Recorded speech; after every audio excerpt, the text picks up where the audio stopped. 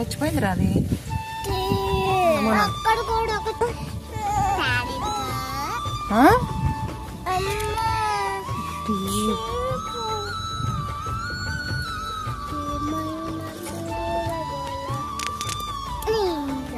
అరే చచ్చింది కాదు, బతికింది. అది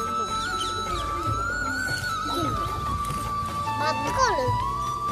మేము ఎక్కడ కూడా దామ్మ నేను అనేసేసా. ప్రార్థన చెయ్యి, చేప బతుకుతుంది. అమ్మా నాకు చాలా ఇష్టం తెలుసా, అందుకే ప్రార్థన చెయ్యి. కాదు ఆగ్రా, ప్రార్థన చేస్తుంది బాలశిక. ఏసయ్యా నా చేపను బతుకోదేసయ్యా, ఏసయ్యా నా చేపను బతికింది. బాత్రూమ్ బతికింది, అలా బతికింది.